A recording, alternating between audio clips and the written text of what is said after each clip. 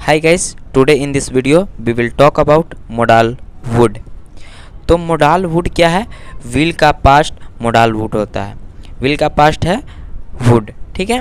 तो wood का प्रयोग हम कई तरीक़ों से करते हैं। तो आइए, wood का यूज़ हम तब करते हैं जब हम भूतकाल में यानी पास्ट में हम फ्यूचर की बात बोल रहे होते हैं, तो हम क्या चीज़ का यूज़ करते हैं? वुड का यूज़ करते हैं। यानी कहने का मतलब ये है कि जब हम पास्ट में फ्यूचर की बात कहें तो हम वुड का यूज़ करेंगे। जैसे कि आइए एग्जाम्पल से कुछ एग्जाम्पल सेंटेंस है उससे समझते हैं।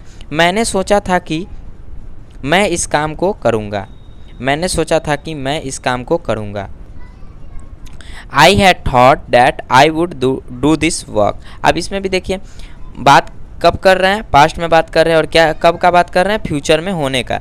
तो हम जब पास्ट में फ्यूचर की बात बोलते हैं तो हम वुड का यूज़ करते हैं, ना कि सेल या व्हील का। ये ध्यान रखें, ठीक है। अब आते हैं कुछ और है। हम खेला करते थे, फिर हम घर आया करते थे।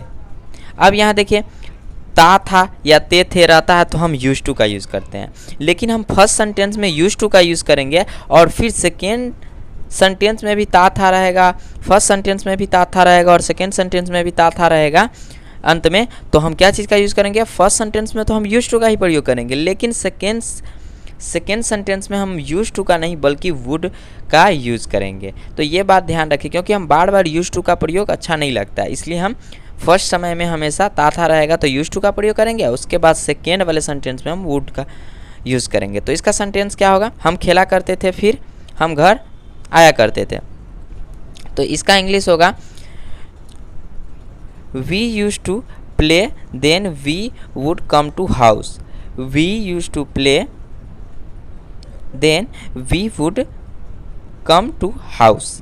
तो आई होप ये भी आपको समझ में आ गया होगा कि जब हम दोनों सेंटेंस में एक ही सेंटेंस रहे, लेकिन उसमें शुरू वाले में भी ता था रहा, दो सेंटेंस रहे, और शुरू में भी ता था रहा है और अंत में भी ता था सेंटेंस में रहे, दो सेंटेंस में। तो फर्स्ट वाले सेंटेंस को हम यूज्ड पर बनाएंगे, लेकिन सेकंड वाले सेंटेंस को हम क्या चीज़ से बनाएंगे? वुड का यूज से बनाएंगे। तो ये भी आपके लिए काफ़ी इंपॉर्टेंट है। आइए नेक्स्ट और कुछ टाइप से, कुछ और तरीक़ों से इसको कैसे यूज़ किया जाता है वो भी मैं आपको बतलाता हूँ।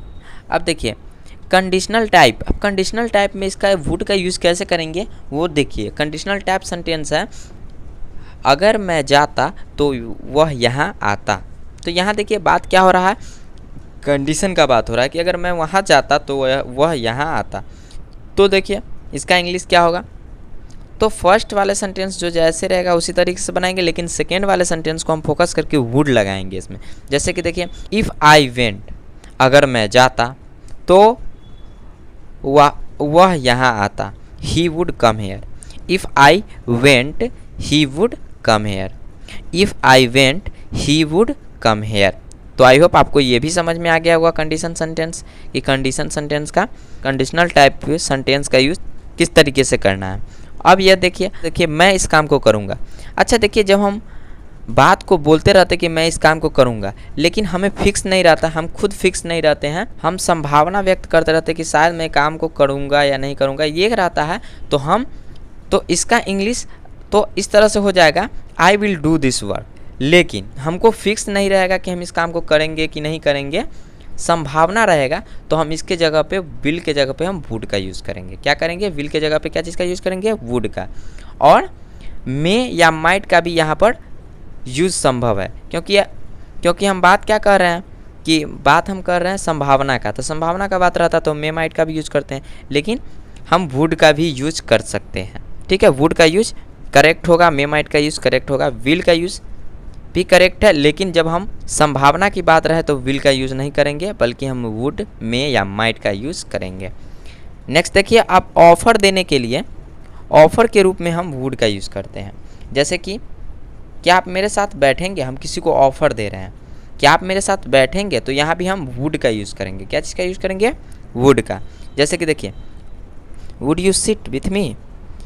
क्या आप मेरे साथ बैठेंगे? Would you sit with me. अब यहाँ देखिए कि मैं कह रहा हूँ कि क्या आप मेरे साथ बैठेंगे, तो इसमें हम बात क्या कर रहे हैं? किसी को हम ऑफ़र दे रहे हैं कि क्या आप मेरे साथ बैठेंगे। तो ऑफ़र देने के सेंस में भी हम वुड का यूज़ करते हैं। नेक्स्ट सेंटेंस देखिए वांट के रूप में, यानी जब कोई चीज़ का चाहत होती है तो हम वुड का यूज़ करते हैं। जैसे कि देखिए, क्या आप चाहेंगे कि वह खेले, क्या आप चाहेंगे कि वह खेलेंगे, आप कोई चाह रहा है कि वह खेले, तो इसमें भी चाह के रूप में हम वुड का यूज़ करेंगे। तो इसका इंग्लिश क्या होगा, would you like him to play, would you like him to play. तो ये भी आपको समझ में आ गया कि वांट के रूप में हम क्या चीज़ का यूज़ करेंगे, वुड का यूज़ करेंगे। नेक्स्ट देखिए, क्या आपको बुरा लगेगा अगर, इस तरीके से सेंटेंस रहे, जैसे क्या आपको बुरा लगेगा अगर, वुड यू माइंड इफ़। तो इस पर एक सेंटेंस को देखते हैं, क्या आपको बुरा लगेगा अगर मैं यहाँ आऊँ, क्या आपको बुरा लगेगा अगर मैं यहाँ आऊँ। तो इसका इंग्लिश क्या होगा, would you mind if I come here, would you mind if I come here. इस तरीके से भी करते हैं। तो वुड का यूज़ कई तरीक़ों से किया जा सकता है। तो आई होप वुड का यूज़ किस तरीके से और कैसे किया जाता है और कहाँ कहाँ किया जाता है, आई होप आपको क्लियर हो गया होगा। तो चलिए गाइज, आपसे हम विदा लेते हैं, फिर इसी तरह आपसे हम नेक्स्ट वीडियो में मिलेंगे। तब तक के लिए बाय एंड टेक केयर।